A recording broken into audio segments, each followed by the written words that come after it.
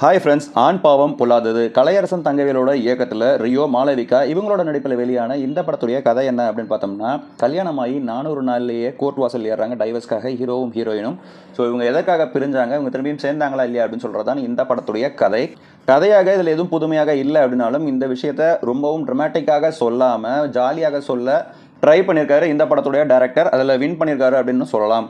ரொம்பவே short டியூரேஷனில் within 2 ஹவர்ஸில் இந்த படம் வந்து நமக்கு முடிஞ்சிருது. எல்லா விஷயங்களும் டக்குன்னு சொல்லிக்கிட்டே போகிறாங்க. ஒரு சீன்லேருந்து இன்னொரு சீனுக்கு வந்து அவ்வளோ சீக்கிரமாக மூவ் ஆகுது.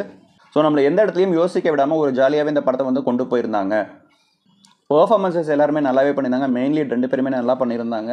ரியோ வந்து பார்த்தீங்கன்னா இதில் கரெக்டாக ஒரு பர்ஃபெக்டாக ஒரு மீட்டரை பிடிச்சி அந்த மீட்டர்லேயே வந்து ட்ராவல் ஆகி போயிட்டே இருந்திருக்காரு. இவங்க 2 பேர் போக விக்னேஷ்காந்த் வந்து இந்த படத்தில் ஒரு சட்டிலான பர்ஃபார்மன்ஸ் வந்து கொடுத்துருக்காரு. அவரோட டைலாக் டெலிவரி தான் இந்த படத்தோட செகண்ட் ஹாஃப் வந்து காப்பாற்றுது அப்படின்ற மாதிரி சொல்லலாம். இந்த படத்தில் பாடல்கள் எனக்கு ஒரு ஸ்பீட் பிரேக்காக தான் தோணுச்சு. ஜாலியாக ஃபன்னாக ஒரு படம் பார்க்கணும்னு நீங்கள் நினச்சிங்கன்னா இந்த படம் வந்து ஒரு நல்ல சாய்ஸாக இருக்கும். பட் இதில் சொல்லியிருக்கிற கருத்து எடுத்துக்கிறத பொறுத்து இருக்குது அவங்களுக்கு. இந்த படம் ஜியோ ஹாட்ஸ்டாரில் அவைலபிளாக இருக்குது. உங்களுக்கு நேரம் கிடைக்கிறப்ப இந்த படத்தை பார்த்துட்டு உங்களோட கமெண்ட்ஸை தெரிவிங்க. நன்றி.